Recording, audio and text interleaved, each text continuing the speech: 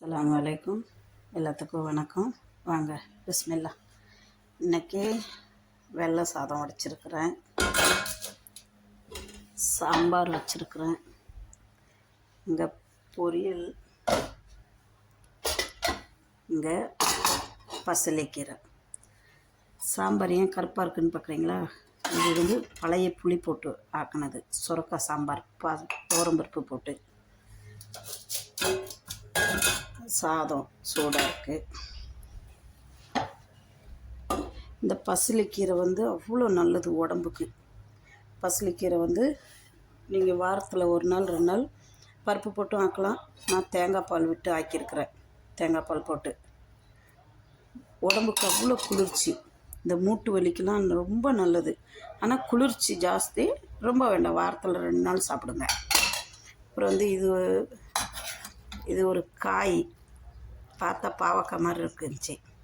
இது உடம்புக்கு குளிர்ச்சி. நாங்கள் துவரம்பருப்பு போட்டு அப்படியே பிரட்டி இருக்கிறேன். இதுவும் ரொம்ப நல்லது. அப்புறம் காலையில் கூழ் காய்ச்சினேன். இங்கே பாருங்கள், கூழ். பிஸ்மில்லா. எப்படி இருக்குன்னு பார்த்து சொல்லுங்க.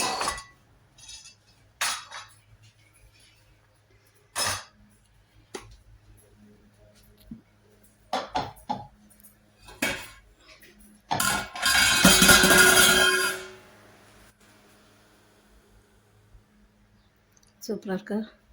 வாங்க சாப்பிட்லாம். சாப்பிட்றப்ப காமிக்கிறேன் வாங்க. சுரக்காய் துவரம்பருப்பு போட்டு சாம்பார், பசலைக்கீரை கூட்டு வச்சுருக்கிறேன், இங்கே காய் வணக்கியிருக்கிறேன், இங்கே சாதம் இருக்குது, இங்கே கூழ் இருக்குது. எப்படி இருக்குது? சூப்பராக இருக்கா? பார்க்குறதுக்கு செம்மையாக இருக்கும். வாங்க சாப்பிட்லாம். பிஸ்மில்லா. வாங்க. இந்த காய் என்ன காயின்னு தெரியுமா? எனக்கே தெரியாது. ஆனால் இந்த காய் எவ்வளோ தெரியுங்களா? விலை கேட்டால் ஓடிடுவீங்க. இந்த காய் மட்டும் நான் இன்றைக்கி 30 ரூபாய்க்கு வாங்கியிருக்கேன். 30 ரூபான்னா, எங்களுக்கு 30 ரூபான்னா அது இந்தியா காசுக்கு எவ்வளோ தெரியுங்களா? கிட்டத்தட்ட 70 ரூபா ஆகுது இந்த காய்.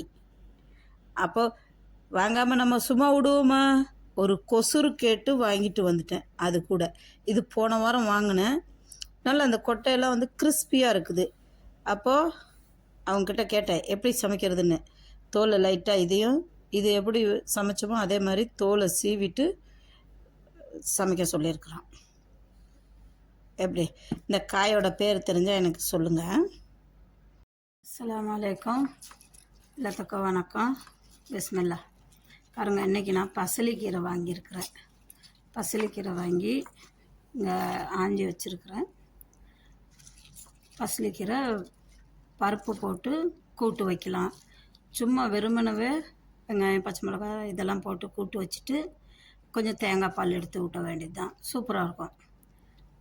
வாங்க கூட்டு எப்படி வைக்கிறேன்னு காமிக்கிறேன்.